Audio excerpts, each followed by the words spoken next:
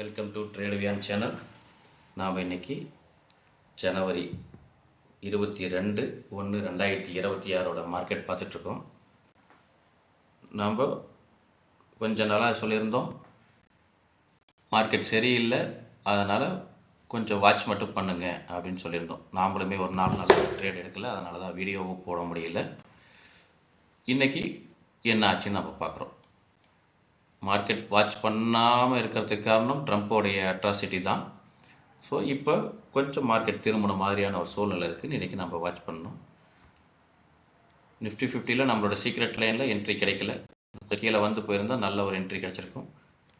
Meet ஆகலை நம்ம எடுக்க மாட்டோம். பேங்க் நிஃப்டியில் மீட் ஆச்சு, இன்னும் கொஞ்சம் கீழே போயிட்டு தான் டச் ஆகி மேலே போச்சு. ஸோ அதை கொஞ்சம் அவாய்ட் பண்ணிக்கிட்டோம். ஃபின் நிஃப்டியில் அழகான என்ட்ரி கிடச்சிது. ஃபின் நிஃப்டியில் ரொம்ப அழகான என்ட்ரி சூப்பராக கிடச்சிது. நம்மளுடைய சீக்ரெட் லைனில் கரெக்டாக ஒரு என்ட்ரி வாய்ப்பு கொடுத்து இந்த இடத்துல நம்ம என்ட்ரி ஆகிற மாதிரி வந்துச்சு. டார்கெட்டை வந்து ப்ரீவியஸ் டேயோட ஹையை டார்கெட்டாக வச்சுருந்தோம். கரெக்டாக மார்க்கெட்டு கடைசி கேண்டில் போய் ரீச் ஆச்சு. அது வரைக்கும் மெல்ல போயிட்டுருச்சு. லாஸ்ட் மினிட்ல போய் டச் ஆயிடுச்சு. சென்செக்ஸில் இதே மாதிரி என்ட்ரி கிடைச்சா இன்றைக்கி எடுக்கலான்னு சென்செக்ஸ், ஏன்னா ரொம்ப லோ ப்ரீமியத்தில் இருக்கு இல்லைங்களா, அதனால் சென்செக்ஸில் ட்ரை பண்ணோம். சென்செக்ஸ்லேயும் சேம் கண்டிஷன். இன்றைக்கி நமக்கு மீட் ஆனது ஃபின் நிஃப்டி மட்டுமே மீட் ஆச்சு. ஓகே, இப்போது ஒரு டே கேண்டில் நம்ம பார்க்குறோம். நிஃப்டியோட டே கேண்டில் பார்க்குறோம். ஒரு சின்ன அனலைஸ் பண்ணுவோம். டே கேண்டலில் மார்க்கெட் ஆல் டைம் ஹையிலேருந்து கிட்டத்தட்ட 1500 பாயிண்ட்டுக்கு மேலே டவுன் ஆச்சு.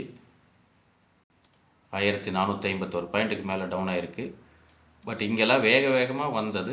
இந்த இடத்துல ஒரு டோஜி போட்டு திரும்ப அதுக்கு மேலே ஒரு சின்ன க்ளோஸ் வச்சுருக்கு. ஸோ இங்கேருந்து மார்க்கெட் திரும்ப தான் வாட்ச் பண்ணுங்கள். இந்த இன்னைக்கு வச்ச ஹைக்கு மேலே போச்சுன்னா பை சைடு ட்ரை பண்ணுங்கள். இல்லாட்டி கம்முன்னு மறுபடியும் வழக்கம் போல் வேடிக்கை பார்க்க வேண்டியது தான்.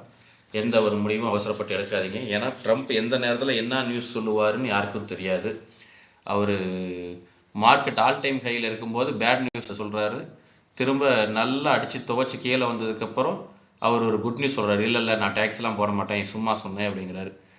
ஆப்ரேட்டரே ட்ரம்ப் தான் போல் நமக்கு தெரியுது. மார்க்கெட்டை ஓவரால் அவர் கண்ட்ரோலில் ஆப்ரேட் பண்ணிகிட்ருக்காரு.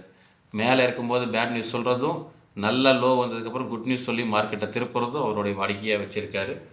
ஸோ கொஞ்சம் கேர்ஃபுல்லாக பாருங்கள். நியூஸ் பேஸ் பண்ணி பண்ணக்கூடாது தான், இருந்தாலும் அவர் தான் ஆப்ரேட் பண்ணுறாருங்கிறது ரொம்ப கிளியராக தெரியுது. அது கொஞ்சம் நம்ம பார்த்து வாட்ச் பண்ணணும். ஸோ நான் சொல்கிற தகவல் உங்களுக்கு பிடிச்சிருந்தா நண்பர்களுக்கு ஷேர் பண்ணுங்கள். நம்ம சேனலை சப்ஸ்கிரைப் பண்ணுங்கள், சப்போர்ட் பண்ணுங்கள், நமக்கு லைக் பண்ணுங்கள். நன்றி, வணக்கம்.